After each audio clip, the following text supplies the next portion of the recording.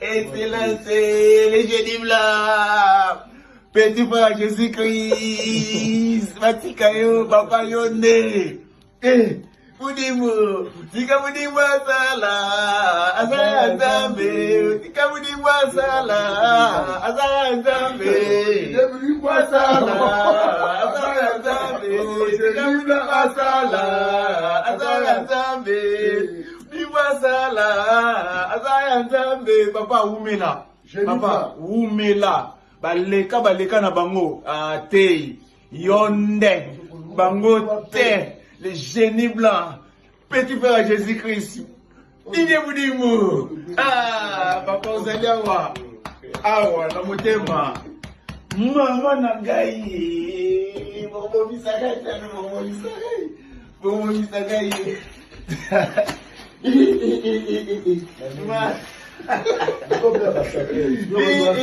Maman.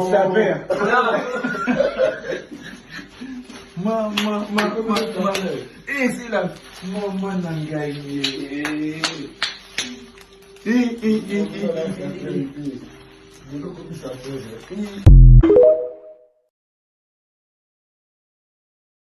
Hello guys, j'espère que vous allez bien. Comme vous le savez, bientôt l'arrivée des fêtes. Donc pour cela, je vous ai commandé un nouveau stock des mèches French Curly. Comme vous connaissez déjà, voilà comment la mèche se présente. On n'a plus besoin de parler de la qualité. Donc pour toutes vos commandes, vous pouvez nous contacter. Hello guys, j'espère que vous allez bien. Comme vous le savez, bientôt l'arrivée des fêtes. Donc pour cela, je vous ai commandé un nouveau stock des mèches French Curly. Comme vous connaissez déjà, voilà comment la mèche se présente. On n'a plus besoin de parler de la qualité. Donc pour toutes vos commandes, vous pouvez nous contacter. Bonjour à tout le monde, bienvenue à Débat National, c'est Ricky Mongondo depuis Cape Town. Donc voilà, Débat National, c'est l'émission où nous venons analyser la situation dans notre pays. Débat National, l'émission où nous donnons la parole à tous les Congolais depuis n'importe quel coin du monde. Donc voilà, Yosu Rosa Congolais, au lieu de participer à Débat National, il y a notre numéro qui est en train de s'afficher là-bas, c'est le plus 27 62 072 0611. Donc voilà, Congolais, nous surtout, il y a un débat politique. Olinga koloba mamboka et tout tozana ba idée moko en profondeur, voilà, vous pouvez nous contacter tokoki obanda kotindela o ba sujet nde to lancer tous les jours et puis ba oyoka ba point de vue na c'est la moyen au biso tozali co-organiser pour na to faire vivre la démocratie en République démocratique du Congo. Donc voilà l'image que je vous ai vue juste avant, c'était l'image de monsieur Michel Kak Michel Sakuboyebi, c'est la sosie à Lumumba qui a fait promo vraiment parler de lui là-bas na kati ya Cannes 2025 na Maroc. Voilà, il avait pris la décision de revenir au pays en Akati RDC. Donc voilà, aux hommes on a zongi déjà, zongi bon, puisqu'on lui avait promis Jeep, ministre Didier Boudimbu. Là, vous êtes en train de voir comment est-ce qu'Azali ko CP là, parce qu'il va PCA Bilamba et tout et tout. Donc voilà, et loko oyo et cause à la débat d'ailleurs, je crois que j'ai quelques audios là-bas, je vais vous faire écouter ça, comment est-ce que les débats s'étaient déroulés dans notre groupe WhatsApp aussi dénommé Débat National. Donc voilà, c'est un peu ça. Bon, il y a des choses quand même qu'on devrait dire par rapport à ma communauté attitude. J'ai fait un peu ma petite analyse, donc je passe un tout petit peu de temps et puis bon, vous allez continuer à suivre le débat national. Audio nini tapé ça qui point de vue évidemment Batnsu va trouver que non bon il fallait que ça allait bénéficier que non il fallait azonga. Donc je crois que vous aussi qui êtes en train de m'écouter, de me suivre, vous avez aussi votre point de vue. En tout cas, la section des commentaires à YouTube et on a ouvert en tout cas ce bouquet. Vous pouvez savoir point de vue puisque les débats se passent à des niveaux. Donc ça se passe déjà dans Katia Group, Nabiso, WhatsApp, débat national. Les débats se passent aussi à YouTube. Donc ce que vous avez un point de vue, pour moi, en tout cas, je viens toujours voir. Donc voilà, c'est un peu ça. J'ai regardé cette vidéo. En tout cas, mon surtout, normal, rationnel. En tout cas, ça fait quand même rire, hein, puisqu'il faut se dire, quand je voyais même ma posture, quand il était là-bas au Maroc, je voyais quand même que c'était un grand monsieur. Je me suis dit, voilà, il y a quand même des Congolais conscients, bah, ça m'a bien. Et puis, il faut se dire, Makambo Asali, et ça, vraiment, Makambo, puisqu'il a quand même redoré image ya RDC et surtout apesi valeur na leader na biso ya indépendance, héros national, le Patrice Emery Lumumba. Mais voilà, maintenant, l'homme a décidé de rentrer à Kinshasa. Bon, ça, c'est son choix, parce que de toutes les façons, on ne peut pas lui forcer à Tikalakuna ou bien Zonga. Bon, il avait fait quand même son choix de rentrer, parce qu'il s'est dit que non, bon, Nayakina délégation à RDC na Zonga. Je ne sais pas s'il y a aussi des pressions, il y a gouvernement ou bien Batoueb, c'est qui est dans Zonga. Bon, il a quand même pris la décision de rentrer, mais en fait, ce qu'il vient de faire là, ils ont formé un sortie médiatique. Mais je pense que sortie médiatique n'est une façon où Asali Yango ça a complètement échoué. Et puis il a même, je crois qu'image même moi avec sa réputation, je crois que c'est un peu un tout petit peu écordé, hein, parce que Batou n'a pas quitté que pour payer pour na bilamba, il peut faire ça. Donc là carrément, comme na tchaki même na katia site nabiso, je crois que nous sommes na katia site internet, comme vous êtes en train de voir là. Na tchaki nini yango na tché article en vidéo on a incroyable la quinoiserie vient de rattraper Michel Kouka, la sosie de Lumumba. Après son retour à Kinshasa, il s'exhibe, chante et devient fanatique de Didier Boudimbo. Après lui avoir offert des habits de Konangai, voilà un peu Makambo. Chaque fois nous sommes là en train de parler, nous voulons conscientiser les Congolais, valeur d'abord il y a Mutuna Mutu, toi-même étant être humain, et aussi valeur nini autres dans la communauté. Je ne sais pas si c'est un père de famille, mais je pense que c'est un grand frère, c'est un tonton, c'est un oncle. Mais voilà maintenant la quinoiserie. Pourquoi la quinoiserie? Parce que la quinoiserie, en fait, bah, elle a une idéologie à Bilamba. Nous croyons que nous sommes définis na Bilamba, bien sapé, bien parfumé et bien coiffé et tout. Nous pensons que la vie se limite à ça. Voilà cet homme. Oyo akuta na bataminene, parce que quand vous allez même suivre l'image, on a ôté la en introduction, il y a débat, vous allez voir comment est-ce que les types étaient même reçus par les présidents, il y a CAF, Patrice Motsepe, Belé, Landakie, il était en train de prendre des photos. En tout cas, même les médias internationaux, Belé, Lobaki, Kamounaï, il a été impressionnant, parce que ce qu'il a fait là, c'est vraiment de la créativité. C'est quelque chose que beaucoup de gens n'ont pas fait. Je crois que et il pouvait jouer beaucoup, n'avait même pas beaucoup de brands, marques qui ont utilisé. En fait, c'était quelqu'un qui, Azaki n'a évité si des occasions comme ça arrive combien de fois dans la vie, mais lui-même a fait son choix. Et maintenant, il pouvait rentrer à Kinshasa. Ça, personne ne peut lui refuser. Droit naé à Kozonga à Kinshasa. Mais quand vous rentrez à Kinshasa, est-ce que c'est de cette façon-là qu'il faut faire les choses? Je suis en train de me poser la question. Ce n'est pas tout simplement à lui, mais la question, on doit aussi la poser au ministre Sport.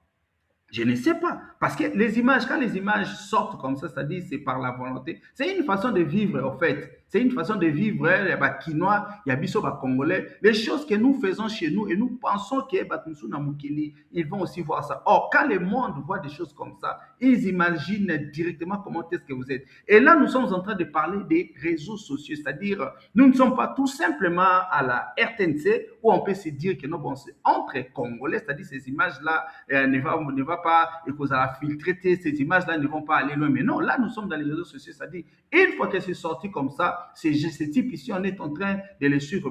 Surtout, maintenant, c'est une catastrophe pour Naye, parce qu'il pouvait même aller loin. Vous savez, Namukili, il est donné à tout le monde de créer. Et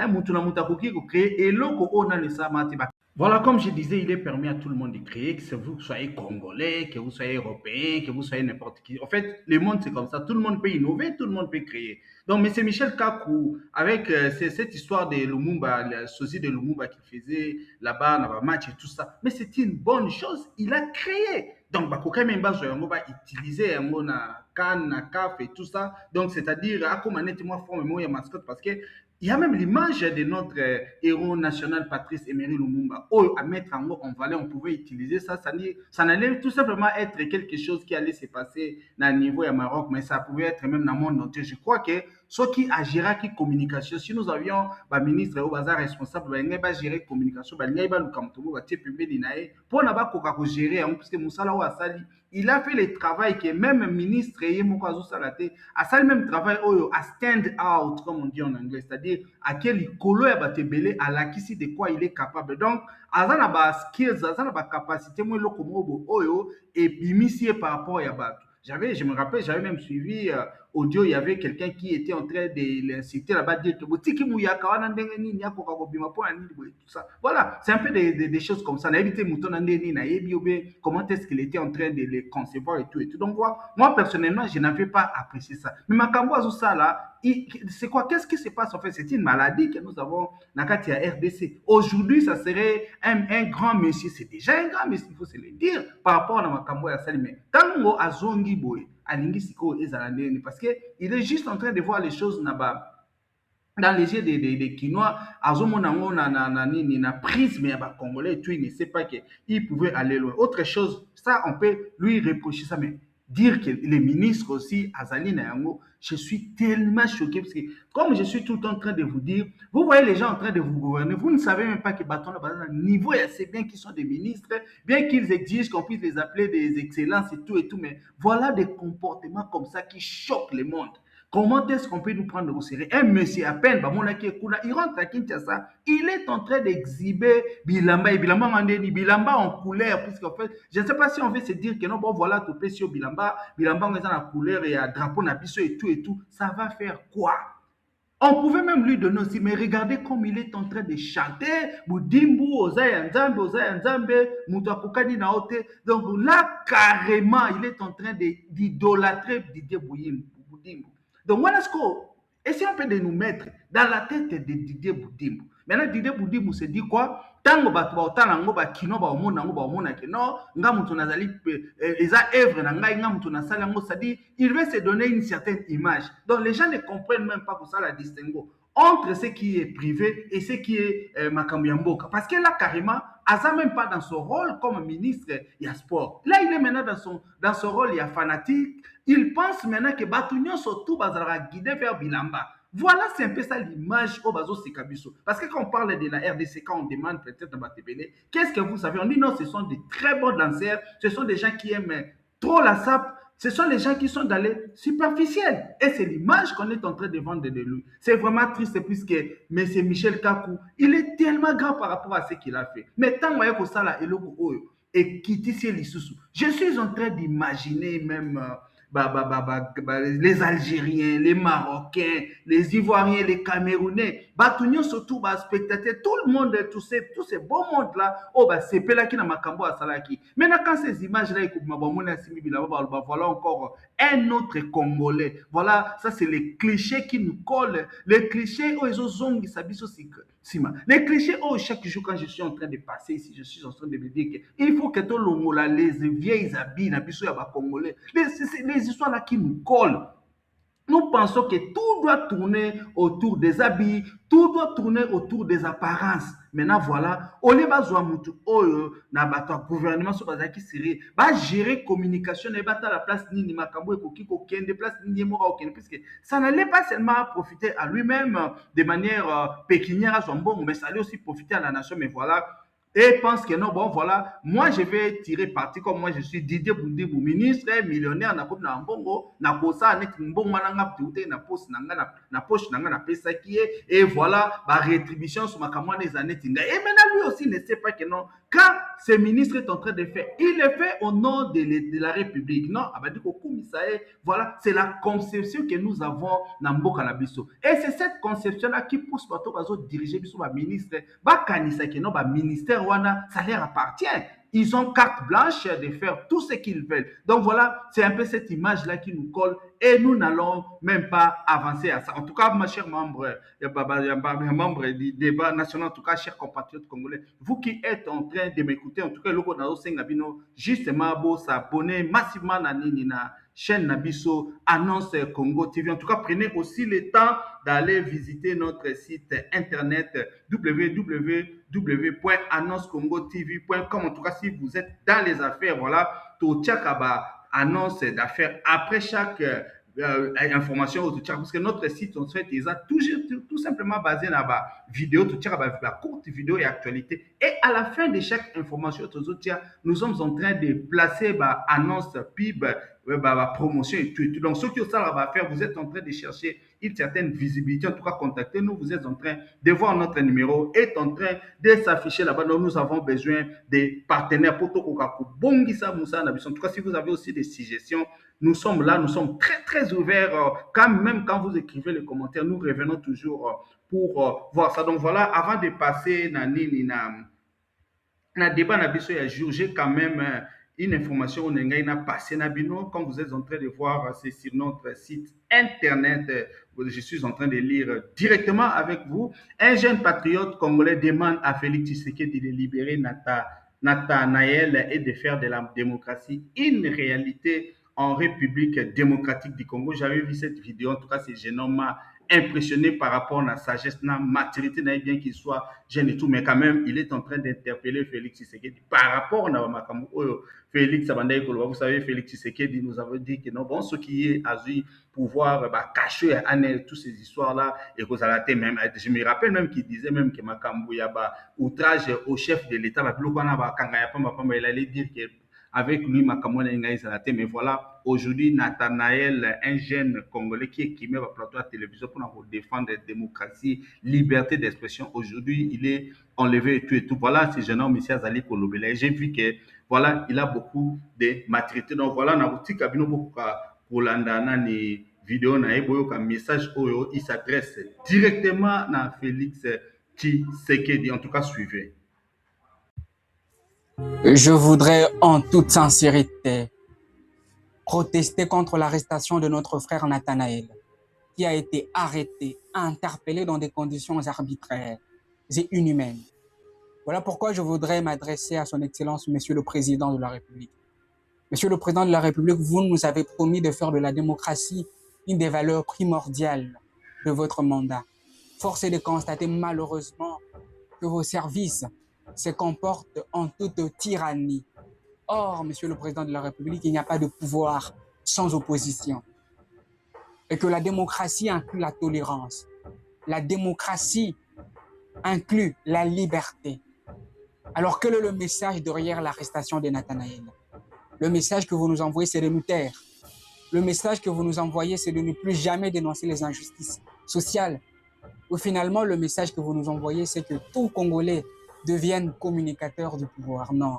À ce que je sache, il n'y a pas de pouvoir sans démocratie. Il n'est pas condamné un mal, c'est être complice de ces mal.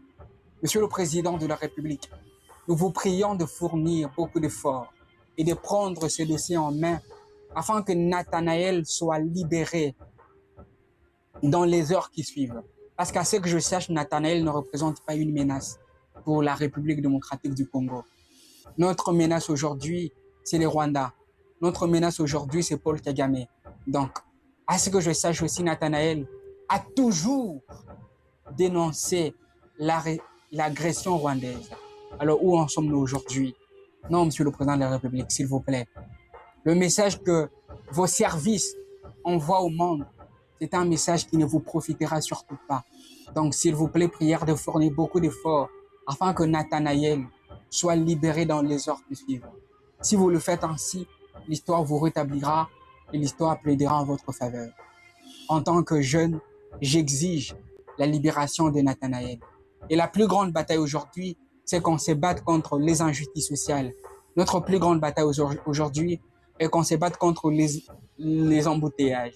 Et notre plus grande bataille aujourd'hui est qu'on se batte pour que nos enseignants soient bien rémunérés et que les salaires des députés soient réduits. Merci. Merci beaucoup. Si vous aussi vous avez une activité, vous avez besoin de visibilité, nous sommes là, nous pouvons mettre vos annonces ici sur notre chaîne Annonce Congo, ou bien aussi nous allons aussi mettre ça sur notre site internet www.annoncecongotv.com. Donc voilà, nous commençons directement avec débat national. Voilà, vous allez d'abord écouter l'introduction et puis vous allez suivre le débat proprement dit. Comment est-ce que tu vas réagir, ça qui va audio ou autorisé, qui par rapport à sujet na biso ya lelo makambo ya ndeko na biso Michel Kaku, la sosie ya Lumumba oyo azongaki na Congo. Voilà, le débat c'était sur ça. Est-ce que ça malamu ndenga zongi, est-ce que ça mabe? Donc voilà, c'est un peu ça. Je vous laisse alors suivre Débat national. Suivez.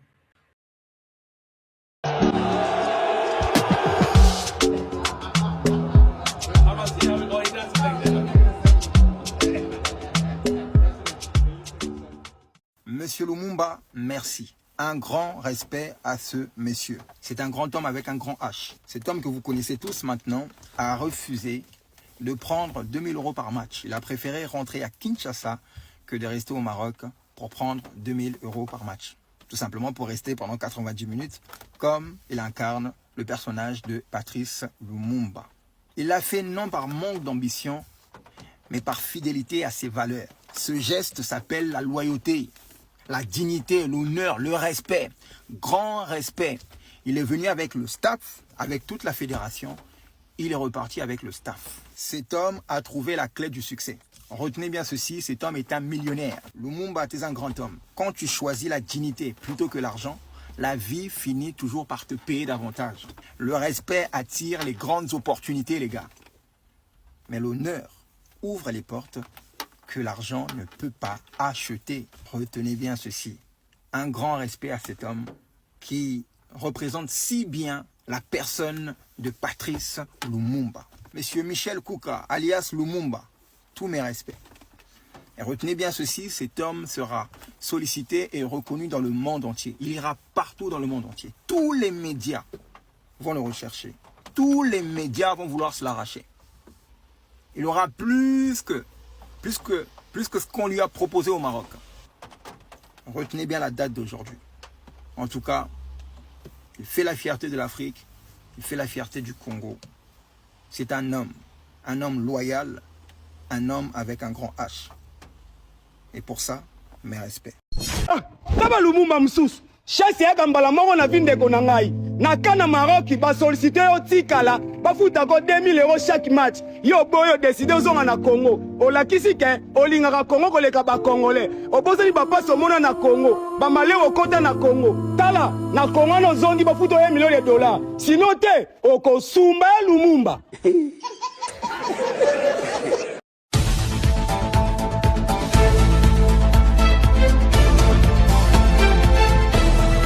Chers membres du débat national, bonjour chers compatriotes congolais, c'est Ricky Mongondo depuis Cape Town. Donc voilà, na sujet oyo ekozala objet ya débat na biso lelo vendredi 9 janvier 2026 exceptionnellement. Aujourd'hui, nous allons parler de monsieur Michel Kouka. Michel Kouka, les sosies de Patrice Lumumba, en tout cas Michel Kouka, les meilleurs fans ya Cannes 2025. Michel Kouka qui est devenu célèbre par rapport na posture na yenga bana ça na match durant 90 minutes ya match. Lui il s'est posté là-bas comme monument ya Lumumba oyo ezalaka na Kinshasa. Nous avons suivi comment est-ce que médias tout ebélé sollicité. En tout cas il est devenu très célèbre. En tout cas je crois que c'était sa meilleure façon ya kokumisa Léopard, sa meilleure façon ya vendre image ya RDC. Mais comme vous venez de suivre dans la vidéo que je viens de vous montrer là-bas, ce monsieur est en train ya féliciter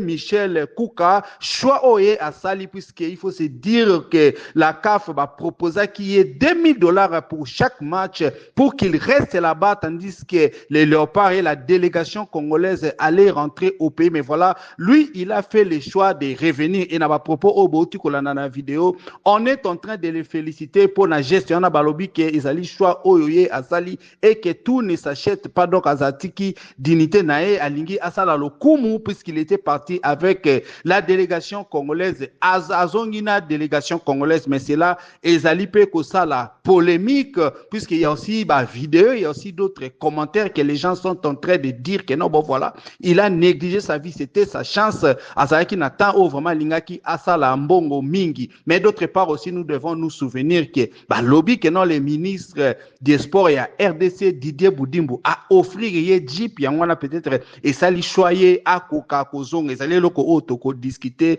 les questions, on a comment pensez-vous la décision, oh, M. Michel Kouka a eu pour la Kozonga? Est-ce que c'est une bonne décision selon vous, ou bien c'est une mauvaise décision? Fallait-il Azonga, ou bien il fallait Atikala? Parce qu'il faut se dire, na Kinshasa, en RDC, il menait quand même une vie difficile. Est-ce que ce n'était pas l'occasion pour lui à Kokako émerger à niveau international, à Kokako utiliser même pour le marketing, na ba makambu ebele. Ndenge azongi, est-ce que réellement Didier Bundimbu a coupé sa J-Poana? Est-ce que Ndenge azongi, est-ce que la République démocratique du Congo bakoye ba valeur nae ou bien bazongi si puisque en fait la République démocratique du Congo ba lingaka toujours bon ba Kokako na succès. Il faut se dire aussi que le succès de M. Michel Kouka n'avait toujours pas plu à tout le monde. Est-ce que Ndenge azongi boy bako sala e mabete bako linga ba empoisonné parce que batu o mingi misusu bakoma ki la popularité na ba réseaux sociaux, nous savons comment les choses se passent dans la RDC, soit empoisonné, soit ridiculisé, soit peut sali aux promesses pesio et loko morote. Est-ce que loko décision oyazu azonga a gagner plus ou bien a perdre? Est-ce que vous pensez que c'est le patriotisme qu'il a fait ou bien il devait rester là-bas baninga qui va solliciter? Parce qu'il faut se dire aussi que le président de la CAF, mais c'est Michel Patrice Motsepe a bengisaki ba yambaki et tout le monde qui même délégation à la fédération algérienne peut bayaki belle en tout cas les images ne manquent pas dans la réseau sociaux pour de comment est-ce que le monde entier était en train de les suivre kolinga ko ba photo na donc voilà et loko otoko discuter yango na ko zonga na Kinshasa. Est-ce que c'est bien, est-ce que c'est mauvais? En tout cas mutna mutu azana perspective na mutna mutu akoka couper ça point de vue na en tout cas si vous êtes membre du groupe WhatsApp débat national, vous pouvez réagir directement dans les groupes, mais si vous nous écoutez sur d'autres groupes WhatsApp ou sur d'autres plateformes, vous pouvez nous envoyer vos audios et même vos vidéos au plus 27 62 072 0611. Comme nous ne cesserons de le dire, Débat national a été créé pour réunir un groupe de Congolais conscients, des Congolais qui aiment leur pays, des Congolais qui sont des patriotes, des Congolais qui ne sont pas des fanatiques des hommes politiques, mais des Congolais qui regardent les leaders dans les yeux et leur demandent des comptes. Donc voilà, si vous écoutez l'énoncé de ces débats et l'amabilité de les partager avec les amis, les membres de famille, ainsi que les connaissances, pour que les Congolais, partout où ils se trouvent, à travers le monde, puissent donner leur point de vue et participer à débat national. Si vous voulez aussi intégrer notre groupe ou autre, voilà, nous vous avons donné les numéros, contactez-nous, nous allons vous placer à l'intérieur et vous allez commencer à réagir directement. En tout cas, merci beaucoup et bonne journée à tout le monde.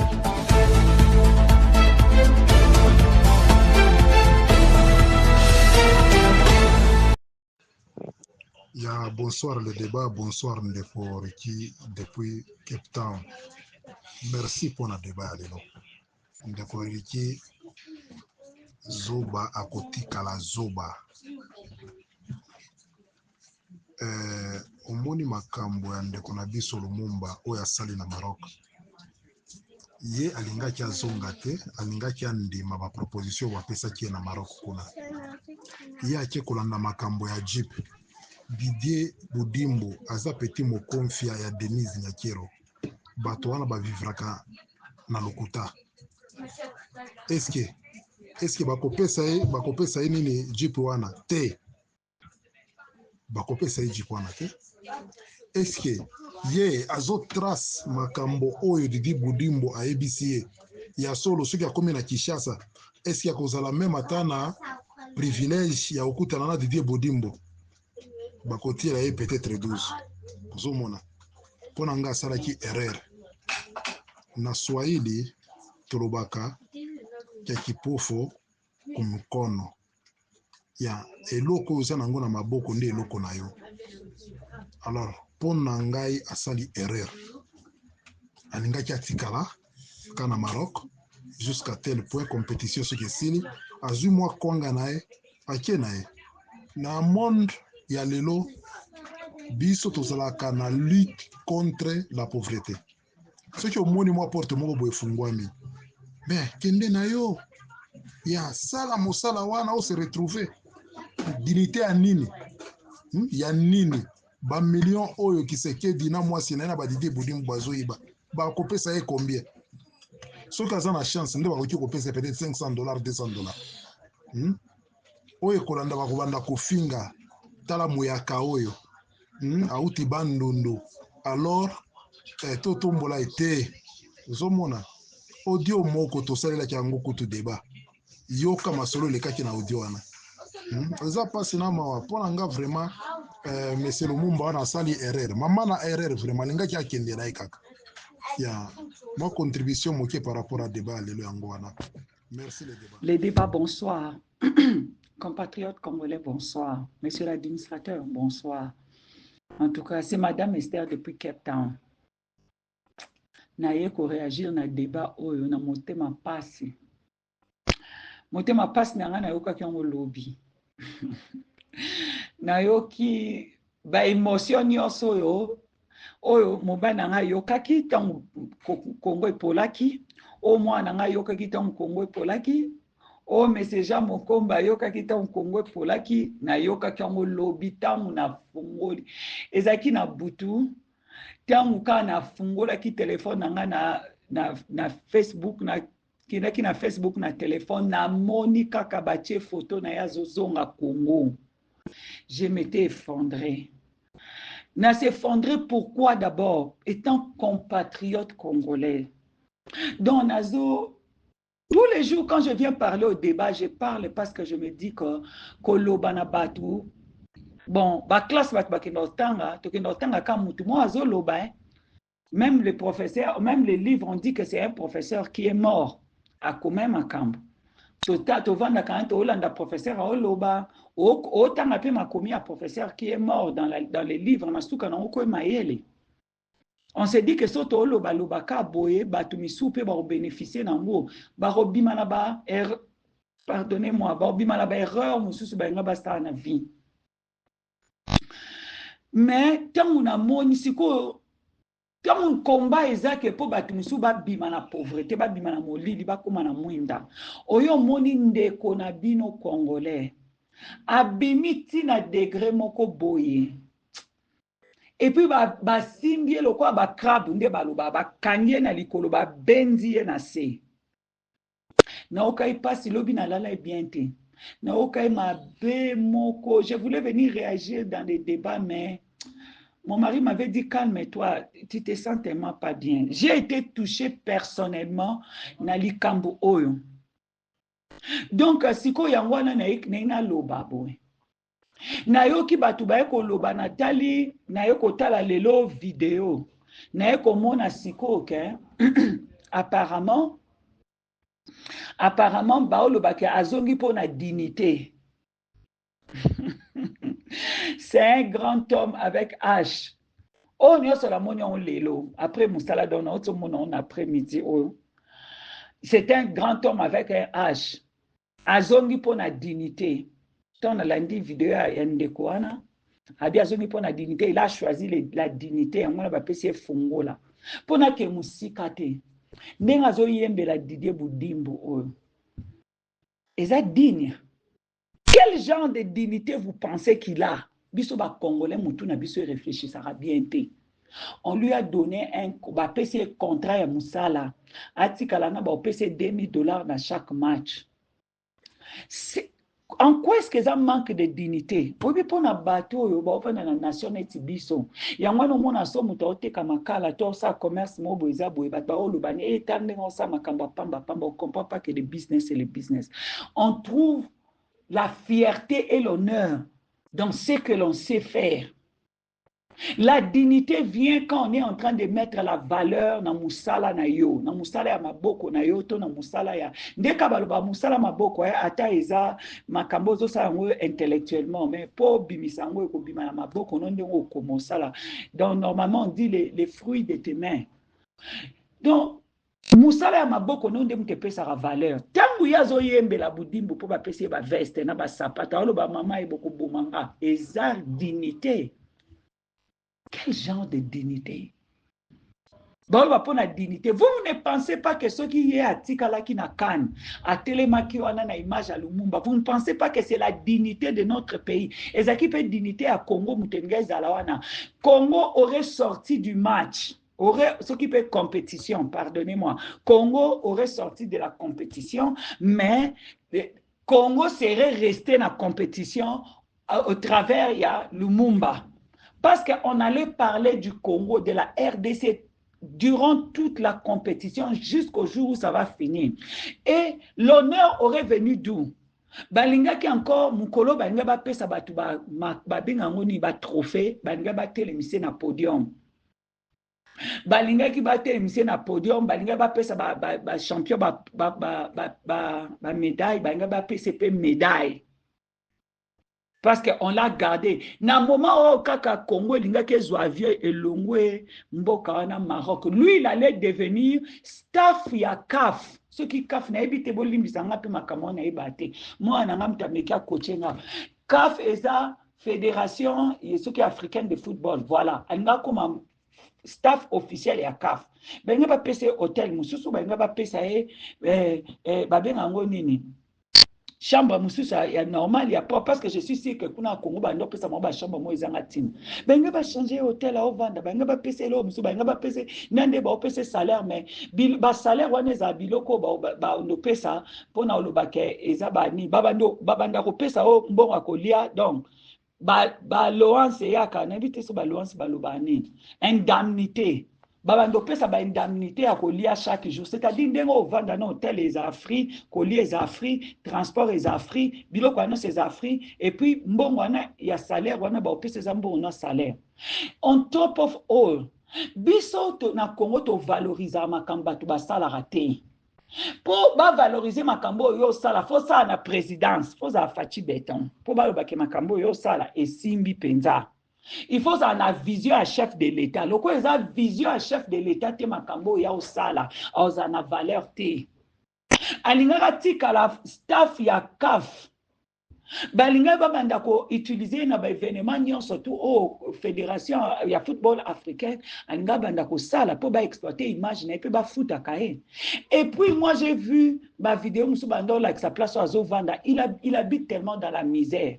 Batebele tellement son histoire a marché le monde à te batebele tant balinga ba mona y compris benga ngo banani ba mikonzi ya FIFA balinga ba mona ke bana na ye to bikonzi ya kafa balinga ba mona ke bana ba vivre dans ba conditions mo compliquées peut-être batanga raté ou peut-être batanga be comme mabe il pouvait bénéficier na ba bourse pour na bana na ye ba bourse azo pesa ata 1 ata 2 0 te balinga ba zo ba ni batini bonga tana ba école ba benga oni ba internat na ba Afrique du Sud to na ba Maroc to na ba école na ba pays moko plus développé na éducation bana na ba voyager ba voyager na tango classe ba zonga na tango congé na ndaka papa na bango et lui il allait avoir un salaire permanent le quoi staff na fédération africaine de football.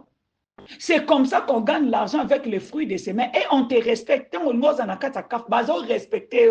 Alinga bando yembe la motepete ke motepe moi nanzambele ke Jésus Christ motepa ninga ka respecter pour le travail qu'il est en train de faire. Nous les Congolais nous connaissons pas le respect à Batu. Yangwana to mona même son hôtel la même mission balaksa ba ninyo ya ba musicien zo ka musicien o azaki moi musala na ngai. Ils ne comprennent pas la valeur du travail de quelqu'un et puis na Congo bandolo ba longa kuna moi musala na e donc ba comprendre la valeur nini yo zo apporter te na makambo bo sala ba comprendre skills na yo te ba zo comprendre makambo nini yo te yo sali pour que transformation et création de richesses et bima on ne comprend pas on n'apprécie pas l'homme à sa juste valeur ba apprécier ka mutu selon ndenge nini azo kumisa siko tala quand j'ai vu la danse ici mon cœur s'est effondré. Batu ba Congolais mité mamabe. Ba ministre na ba vandi na ba staff ya ministère des sports ba vandi ba lobi mutoyo. Mutu pamba. To boaki en avion kuna lokwa bataba. Bake kuna ka basa bon to kosa ke to dépenser bon pona bango. Akomi kuna komo leka. Ngai budimbu ba pesa ngana no audience na ba France 24 te na ba RFI te na ba biloko boy po ba mona nga. Ba bandi ko mona ye mutu apambala to lokoti. Atika la kuna po akoma mutu akoma na musala malonga. Lui, il allait rester kuna so na CAF pe ba futa ke so ki $5,000 par mois. Et bah pesi pe ba ne bourse.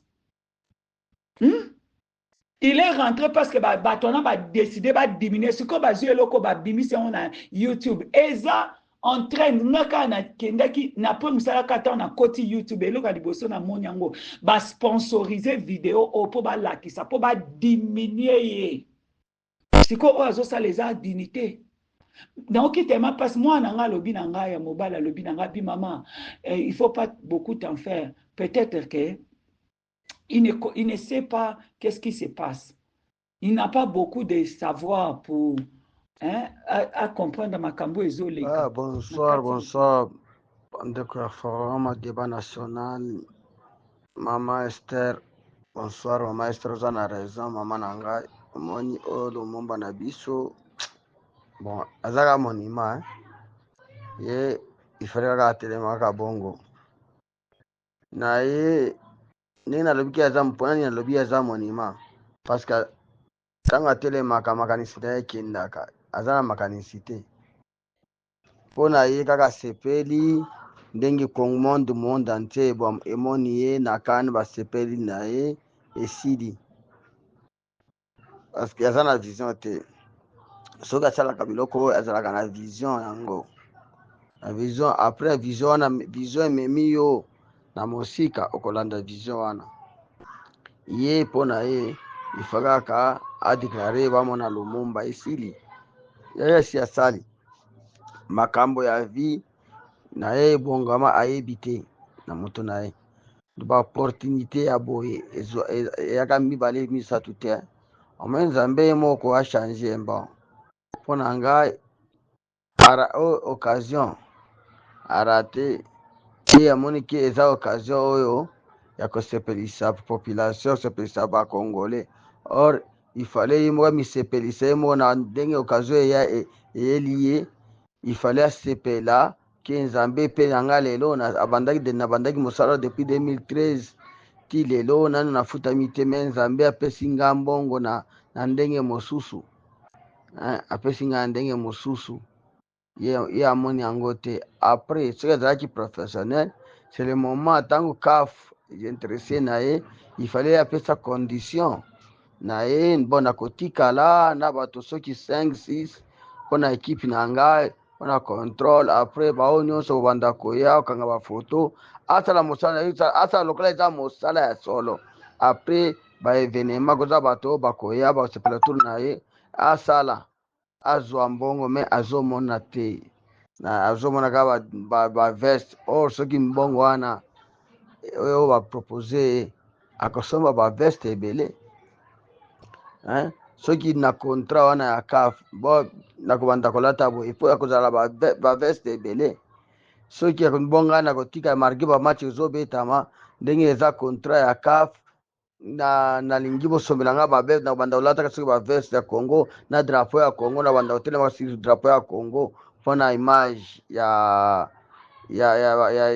bamatch mayele na mutu nde eza te après akutana ekipe ya nini ekipe ya bavanturier oyo badidier budimbu baza bavanturier moninga na bango azwi mwa cope me bango basepeli te bazongisi ye na nsima ifale kaka na fédération na ye ya biso endima parce que akendai na contre fédération ifa ndenge akendai na ekipe ya RDC kopo wana yele na système ya CAF ifale mpe bango mpe batia liboso ndenge babanda kopesa bambongo basi bapesi mbongo na Barcelone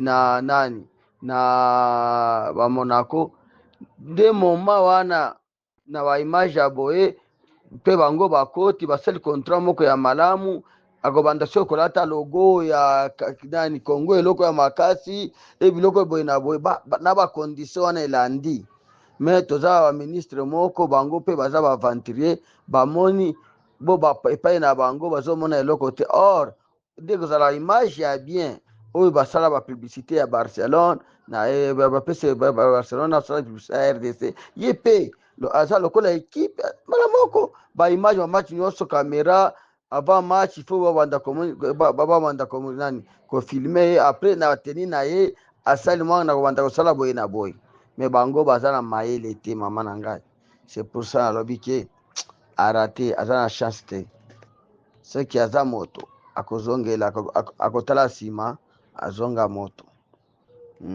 yango ndenge na bakisa omoni ndeko na biso Lumumba après soki natali bien soki ezolekela ye mpo na ye kofilme kaka wana ezolekela ye. Or soki azalaki bouliste, les vrais boulistes, après balobaka bakinois bazala babouliste, soki balobake na Congo bao bazala ba vrai bouliste oyo balingaka poto, balingaka bapublicité, balingaka kokende mosika, eza bakinois. Mais namoni ye marge alobaka aza Lumumba ya solo, aza Lumumba ya solo. C'est pour ça balobaka ke ye oyo aza Lumumba ya solo. Mpo nini alobiki aza Lumumba ya solo? Lumumba akufalaki mwasi, nde yango ye akufeli stati, aboyi kokosala mokokende kosala makambo mosusu, opportunité ya kokende eza lokola wana balobaka na Lumumba azwaki opportunité, asi akende, asi akei, me azongeli mwasi na ye, nde yango mpe azosala ndenge azosala mpe bapesi opportunité akende liboso, me ye azongeli Kinshasa, azongi gara aza patriote. Est-ce que ceux qui atikala kuna bakoloba aza patriote te? Nde yango bakolobaki aza patriote congolais, me ye babuli ye wana aza na yango te. C'est pour ça zolobaki oyo mpe aza Lumumba ya solo, oyo Lumumba balobaki asi akati mai, me Lumumba amoni mwasi bakangi ye, azongeli mpona mwasi na ye akufeli, mpona mwasi na ye bakangaki, nde ye mpe asali wana. Bazopesa yo nzela ya kokende, ekozala ndenge obimi na CAF boye, après mondial ekoya ozwi bacontrat mosusu, ozwi bacontrat mosusu avant soki RDC ekozala na chance ya kobikalifie na mondial. Ata mikalifie komona se opportunité boye bazwi yo mpe bazoutilize yo mpe ozolia mbongo.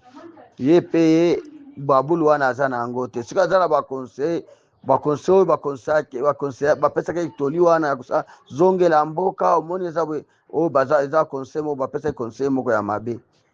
Soki koza moyen oyo nde tozosala badeba oyo mpona ye, mpona vi na ye, soki koza moyen il faut bapermettre baaudio oyo tozosala, il faut amipose ba question, il faut batuna ye, bayebisa ye, après bayebisa ye opportunité ya boye barataka yango te, bazwaka après obongisi opportunité wana oyo ozosala ekoma business osala boye na boye.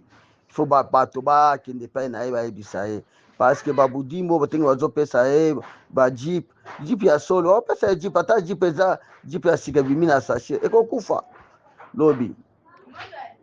Ata bapesi yo mwa veste wana bapuku bakolia yango un jour ekokufa. Yo ezomona kaka soki bapuku apres azosepela amoni te ndenge alataka bien, lelo nde atui occasion ozomona moto na makanisi ya moto ndenge azolakisa, eza makisa moko ya c'est pour cela il fallait que bayebisa ye amona mosika. C'est que c'est vrai eraté, mais aza na opportunité ya kosigner contrat bien akisala mosala asala na équipe tour na ye, azwa batechnicien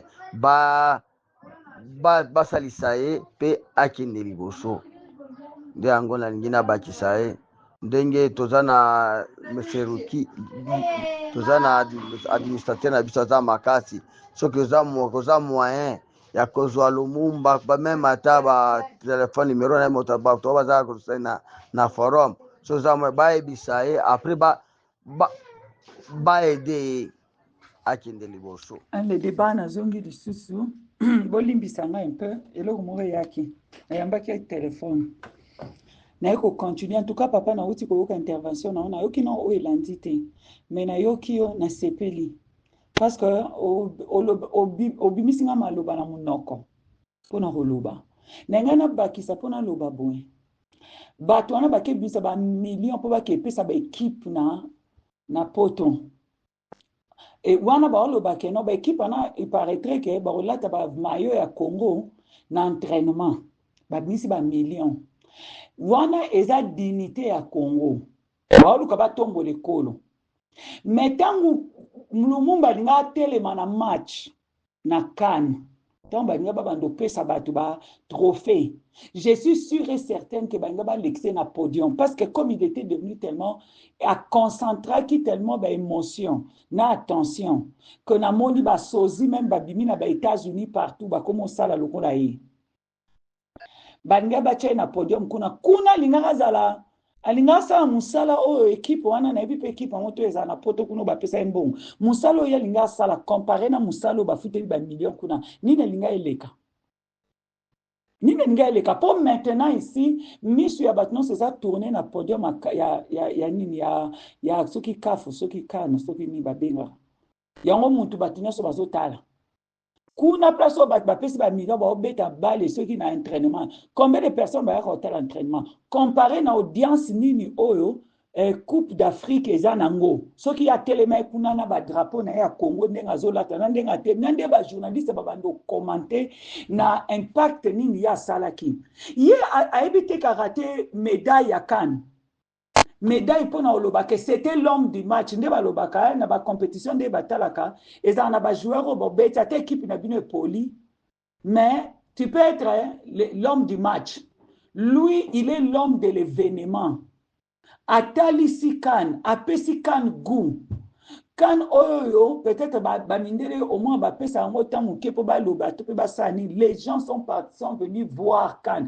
je suis étonné même aux États-Unis que les gens bato balandi yango po batala phénomène Lumumba bimi kuna explosion o mboka na biso linga eza nango est-ce que ça comparé na ba million ba pesi équipe wana o ba pesi équipe wana ba benga en dignité oyo balingaki ba pesa ye o kutu Congo linga dépenser na un rent te balinga batike kuna nani ba benga oni ka fallait faire le travail pour que publicité à Congo continue kokende bango bazu ba longoli kuna place wana babike eza manque de dignité il a choisi l'honneur il a choisi la dignité likola mbongo et pesa ngakanda batu baoye bateke musala soko sali musala no ba foutu ateza musala ko cirer sapato c'est un travail qui t'honore qui te donne la dignité ba éviter ko senga mbongo nde biso tozana Congo kuno boss de boss o fachi beton nani bazo bina ba kozo bina ya bato eza manque de dignité.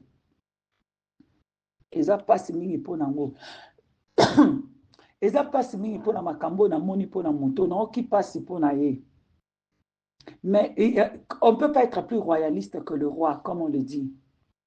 Je ne peux pas prendre sa place, je ne peux pas faire ce qui si c'est ça qui lui donne la joie la paix, qu'est-ce qu'on peut faire? Ceux qui ont des alliés et locaux ya za ko inspirer na vie qu'est-ce que je peux faire moi? Qu'est-ce que je peux faire? Baloba même richesse est en amutu est en poche, quel que soit les millions qu'on peut donner à quelqu'un. Ceux qui richesse est en amutu na été il est pauvre. Le bin on deko na onta ko landa lobi ke ba pese so kwanga so ya nanyo ezanga biloko kolia. Na ebité mais eza mutema mabe ya bata sport wana ba monique azu explosion azu valeur que le kabango auzwa peut-être mbongo bima peut-être na pauvreté makambo belé comme les on peut ça ba na venir comme na Congo makambo so ba sala ba plaque du matériel so ba monza no passe ba boma batu bino ba kana batu na kasho bino ba boma batu bino ba sala makambo so mabe bino ba futa batu ba buka nzela bino il y a que les Congolais qui souffrent ya mwamba lobi yoko ko bima na boîte à crabe te ba kange na likolo ba bendi et quand deux messieurs administrateurs lobi toyoka sangote ke ba chelie poison pour na Congo déjà toyoka ki ba message ya haine o ba bande ko lancer vers ye mais na ina loba pe na suka nango nataka film ya pigme moko na bosani ba mindele mo ba yaka na Congo ko filmer ko balinga ba tourner film ya ba pigme sikoyo bato bazarozwa na poto bakokaki bamone bazaro ko incarner rôle wana bien te ba ya Congo ba ko luka ba autochtone ya ba pygmée na forêt équatoriale comme ils ne connaissaient pas les pays ba ko zo fi mo bando sa ba émission mo na RTNC kala ba émission mo bando so pe ba andola tabilamba neti ya ba rafia bo ya binaka alaxa ba orchestre ya ba traditionnel ezo bima bo na bosani kombo moi c'est cette fille là la journaliste là qu'on avait amené ba kenae na ba avoyager na ba mindelo wana jusqu'en Équateur jusqu'au bateau lukabato ba ko la bango ba pygmée cette femme servait comme leur interprète parce que c'était des je crois des réalisateurs américains ou comment je ne sais plus bake kuna forêt bake ozwa pigme moko ya mwasi na pigme moko ya mobali les comme les que basombela nga ba DVD original na mobali na nga yela ba DVD original ya ba film wana quand il a voyagé qui asomba kango ya kina ba Nathalie sikoyo ezaki na DVD ya film ezaki pe na DVD ya making of. On est en train de montrer comment derrière la scène quoi makambo ezali koleka balakisi ba dîner bazarozwa ba biloko balakisi même ba mema ba na poto fi wana za osa be mission wana au fait akoma na poto po ba mema kai na bato wana yango ape mission esuka na Congo e katana na RTNC sila ye pa kenda poto ba mema wana ba pigme wana ba kenda na ba event ya sortie officielle ya film ba pigme wana ya mwasi na ya mobali siko fo mona journaliste na zaki mona ifasiki atanga na ifasiki kuna elle voulait intimider nani babenga ngo na pygmée n'a jamais été abandonné même na village té lui il habitait dans la forêt. On est parti parler na chef de village na forêt so botali making of bomona comment est-ce qu'ils ont entré dans la forêt, comment est-ce que baki mona chef ya bango na forêt, comment est-ce que basengi, comment est-ce que baki ko zela bango batwana bango bapona ki ba jeune bazali nango ba yo pesa bango babi bango nde bakoyi ko aider bino na makambo ça. Ce garçon là il n'a jamais eu d'éducation scolaire et là au monte éducation ça zaki na ya ba pygmée mais il ne s'était pas laissé intimider par Fiwana. Cette fille là voulait lui montrer ba simba verbe o ba lui-même, c'est comme s'il savait ce qu'il devait faire. Et naki mobali na e. Azola kisa mwasa na ke na mobali. Yoza mwasi. Aola kise pe ke na ba. Eza makambo na osa star ya film ezandenga. Yoza des journalistes bazwa ki okapo ede biso. J'ai aimé attitude ya Moutona parce que je ne connais plus, je me souviens plus de films. Mais ça qui tellement longtemps, je crois que n'a pas écouté ce qui n'a pas nini. Mais ça fait plus de 10 ans, film wana, quand c'était sorti, na biloko wana. Moutona zaki na ba attitude. Lumumba zangi attitude. Ba silisi valeur. Bato no so bazako valoriser na ba France 24 na ba nani to ba omone ndenga zo yembe la bilamba, o yembe la budimbu. Qu'est-ce qu'on va penser de lui?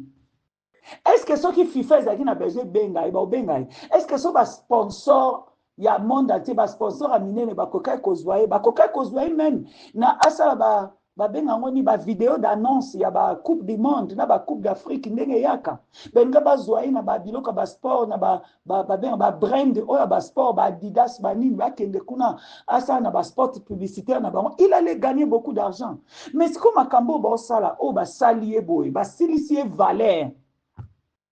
Parce que c'est valeur nyonso tout. Na ebite mutuni na ebisa ki asala vidéo ana. Na ebite comment est-ce que les Congolais sont nzambe nanga. Na okipa si mingi mais comme on le dit na suka nango on peut pas être plus royaliste que le roi. Si c'est la grandeur la benga ngo monene ya royaume na eza yango ana qu'est-ce que je peux faire?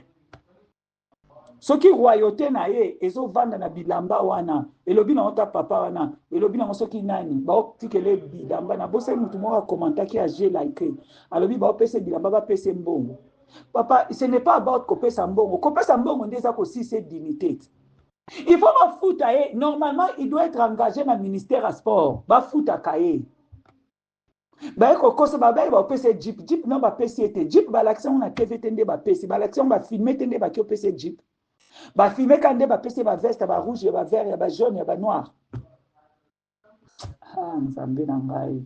Ce dont il a besoin c'est d'un travail.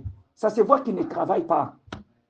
Il a besoin de gagner le pain avec ce qu'il sait faire et puis ça est dignité. Asenga eloko mutute ayembela ka mutute aza besoin bina raté fachi béton aza pena besoin bina raté que mudimbu mwana nzambele ka Jésus. Babudimbu baboy concurrence, il n'a pas compris que bachake na scale koleka budimbu. Budimbu ake kuna bendi na scale wana kitisi na se budimbu babenga ngoni ba nzambe que Dieu me protège. Bon, le débat wow. Bonne année le débat. Bon après-midi na bamsusu, bonjour na bamsusu, bonne soirée na bamsusu. Et à passer. Vous permettez ngana seka parce que Congolais je ne sais pas qu'est-ce qui se passe dans nos têtes. Ndeko Lumumba aoli alors l'osso nandonge. Na mukuse is a bêtise. Maroc ezaka na kati Afrique, Congo ezaka na kati Afrique. Opportunité que tu y as qui déjà ya kobima libande belé baluka babima bongo bazozwa ngote. Mais ya zwa ki opportunité abimi. Okomi kuna porte mo befungwa melelio. Olo profiter nango. O batu mingi bazoluka bazozwa te. Moi je sais pas. Hein. Franchement, coloquer à bandenge belé bo permettre nga. Ça n'engage que moi. Le temps le peuple congolais a kolokama. Là, moi, je confirme encore. Au préféré, na yo Lumumba. Au zonga, sous quoi au tokama ya mabulu. Oya, ça, moulongo, moulongo, le sous. Ce peut ba service, ni na wana pona kubanda kozela. Parce que nyonso balaki, la plupart, bako utiliser comme matalana. Aozane lo kama longati. Au moins, puis d'amba ozo yemba na ozo bina nango. Ndeko mobalo suki nango. Ba peso jipe otambula na nzela ni. Bosane ke na nzela na Congo. Nzela ezalaka te surtout na Kinshasa. Nzela ezate. Yo kana si ba peso jipe ba peso pe ba fanfare. Ou bien ba pe ngoni ba gyrophare. So ba ba leka na gyrophare. Mage mabulu na Kinshasa. Mage embouteillage ne ba leka na gyrophare. Yo poza nango. Que bolek sanga inde Lumumba bolek sanga nzela botikela nzela inde konanga mutu kawana ba pesio e bimi na sachet tezaka mutu ko basi ba saleliti peut-être pe ba oponaka moko ezalaka déjà na kwak ba pesio entretien nango okwasime na ba makoki nini hein papa ndenge ndiko na sombali msalo biwana nazongi le su image ya mwana wana tilo na zanga na ba téléphone nanga balabaka na biso bapesi bango lupango bapesi bango jeep mais après quelque temps elekaka tambula te toye komona baboti bazoloba bien bazwa te eloko te ni lupango ni jeep yozwi sikoyo ozozwa koleka me moto asalaka na mikili ya poto azwaka na smic bapesaka yo yango mpo na présence no kaka na ntango bazobeta ndembo wana 2000 € par mois. Est-ce qu'elle combien de matchs na kacha kanwana? Je suis beaucoup trop sûr que pas yozo lala na menicho libumwezo nyonga yozo soyo. Pour si mudimbu wana soki mudimbu anopeso ngo l'air nyosto. Car ndenge noko mobala lobi awa boy noko na so alobi bien si 28 000 ba justifier nan batiza ki kombe batikali na kombe bomoni yango. Pourquoi beaucoup de gens peuple moko bobalongo libino ba cerveau na place nango? Qu'est-ce qui se passe avec vous, mes chers frères, sœurs? Aux opportunités, nzamba pesio, je ne sais pas quel âge vous avez. Aux doit que fils que mbongwana. Ce combien de matchs tikala ki o tchaka présence na yo. Après na souka, ce qui na fait ya kan, ce ko ko luka ko zonga mboka na yo. Ce ko zaki locataire lobi ko ko zo commission belé sika. Papa zonga kamba mi balete. Et non compter que tu as mis saltu. Mondengo ratango ya libela na libela na libela. Bako utiliser yo comme matalana na bango. Bako mandesko ko utiliser yo pour basa elango base. Okoma penya ndenge noko lobi awa mobini ya zoba bafuta ke kwanga ya pamba pazanga nyama ubembisi ya kolia na yango. O tika la sko loboko ya longo na likolo yo bana ndeko leka sko na ba plateau koyemba kobina na kolela tozali awa tokotalo na miso mboka no moko epesaki yo chance wana toke libanda bapesi yo chance wana olo profiter na opportunité après combien de temps quand aussi la pelinga ko encaisser pour balobi no bien chaque match fallait qu'on nous koyeba déjà ceux qui exactement 3 matchs déjà au comme déjà 6 000 € na maboko parce que soit il qui 5 matchs aux en a 10 000 na hebiti bino wetu botala kambo ndembo etikali combien de matchs ataka kami bale apambo yo tiokende ki bafuteli yo hotel bafuteli yo billet na hebiti na retour no balenga ba peso $200 ya pambo zongi na ndaku na yo mais kuna soko tikala ki ata ba gouvernement balongoli billet na bango yo olinga kotikala na ozwa mbongo oyo elingi efutela mpe tike mosusu mpo otikali na ndako mosusu ya mbongo na maboko ozongi nango na ndako na yo ozwaki opportunité ochange mwa moke vi na yo oyo mboka no moko epesaki yo te. Voilà les Congolais bokolimbisanga bacongolais ya bacon bango wana naleki nzela. Bonsoir les Bonne année à débats, vous tous. bonsoir Ricky Mongondo, l'administrateur. Nauti kotala, nauti komona ye, en tout cas, aza bien esengo. Sepeli penza makasi, ndenge azwi biloko, ndenge budimbo, apesi, asombele bilamba. Eza bien, c'est très bien. Mais ce qui neti na bina kota pena na profondeur, ndenge biso bangala tolobaka, mobini ya zoba bapesaka ye kwanga ya pamba po azanga eloko oye akolela yango. Donc na sens mosusu nde namoni azani mobini moko ya zoba, c'est 28 millions oyo babikeno ebimaki na Cannes. Soki bapesi ye ndenge wana ntango tokokende bajustifier bambongo, me bambongo oyo bako attribuer oyo basali na ye lemsi oyo ozala bamillion, lemsi oyo ozala bamillion. Lelo bapesi ye bilamba omona apres 6 mois kobela bakomi kokongole mbongo. Donc cela veut dire bilamba wana oyo ye moko ayi kosomba yango ayeba mpe ndenge nini akoki koinvestir na mwa mbongo akope oyo ye bakopesa ye. Mais soki bazopesa ye bilamba bapesa ye mpe mbongo, bapesa ye mbongo parce que eloko na ye depuis 2013 asala yango aye kozwa donc alona aye kobuka na 2026 à peu près no ba 12 ans ou 13 ans so ba peu près ndenge wana. Mais soki aza mayele ekozala bien, soki aza mayele te donc eza kaka ndenge nauti koloba mobini ya zoba bapesaka ekwanga pamba po azanga eloko akolela yango, c'est ça.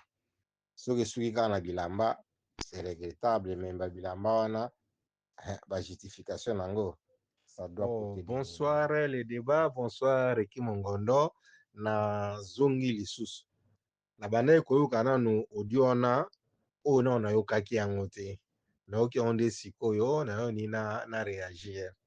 Mais oka nalobaki keno mobini ya zoba bapesaki kwanga pamba po azanga eloko aolia nango. En tout cas mpo na ngai asali mistake monene ya vi na ye. Akokaki kodiscuter ayo bakeno 2000 eza mokie bayi koajuste mokie afandi ti kane sila azwa quelque chose. Akutani mpe na motiepi, akutani déjà asalaki image moko ya bien. Mais na koregrete pourquoi ministre ayebisa ye azonga apesa ye jeep.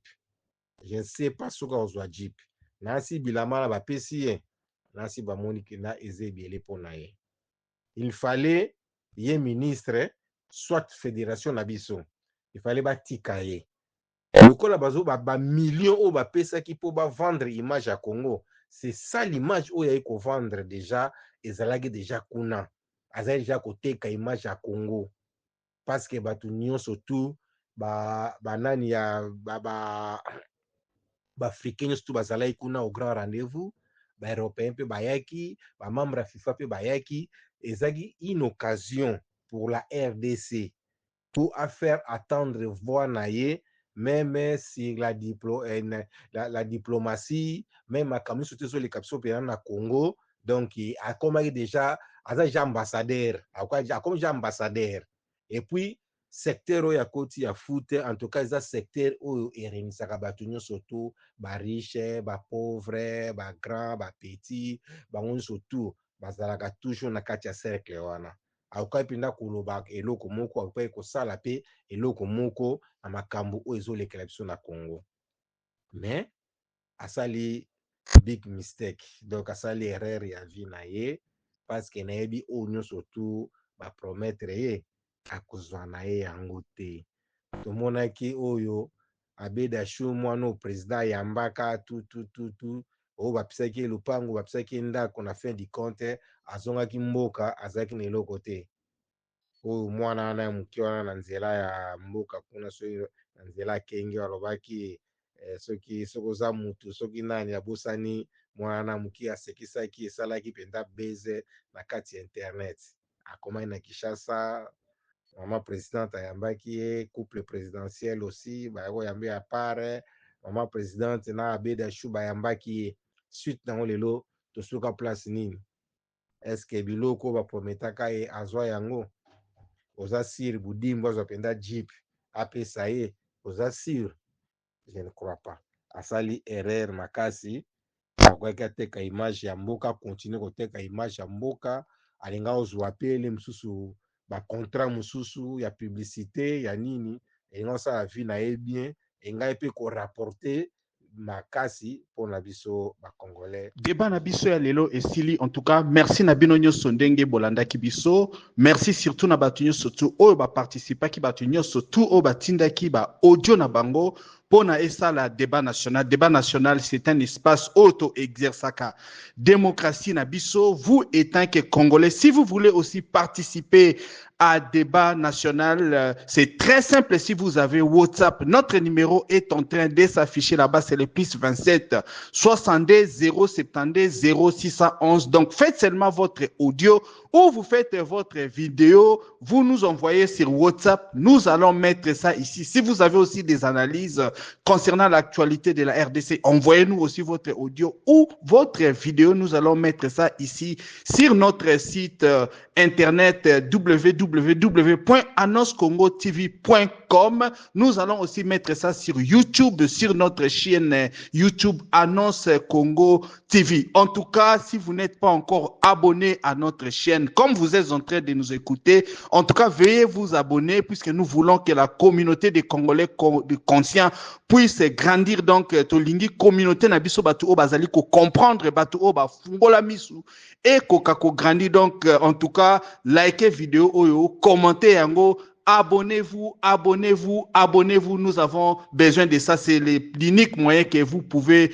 nous aider. Si aussi vous êtes dans les affaires Olingi Oluka Espace pour na Okoka kozala na visibilité à ma business. Donc voilà notre site internet. Et là, je crois contenu autozali côté la bino et zali déjà na site internet. Donc si vous voulez suivre l'actualité en vidéo, en courte vidéo, allez aussi visiter notre site internet. Nous avons été ravis d'entrer dans vos maisons, na ba téléphone na bino, na ba TV na bino et surtout na ba laptop na bino. Donc voilà, Soki Likamusus ezali toko organiser toujours débat et nous serons toujours là pour na koya ko organiser ba débat pour na bino. En tout cas, merci beaucoup et à la prochaine.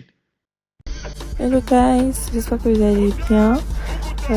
Comme vous savez, bientôt l'arrivée des fêtes. Donc, pour cela, je vous ai commandé un nouveau stock des mèches French Curly. Comme vous connaissez déjà, voilà comment la mèche se présente. On n'a plus besoin de parler de la qualité. Donc, pour toutes vos commandes, vous pouvez nous contacter. Hello guys, j'espère que vous allez bien. Comme vous savez, bientôt l'arrivée des fêtes. Donc, pour cela, je vous ai commandé un nouveau stock des mèches French Curly. Comme vous connaissez déjà, voilà comment la mèche se présente. On n'a plus besoin de parler de la qualité. Donc, pour toutes vos commandes, vous pouvez nous contacter.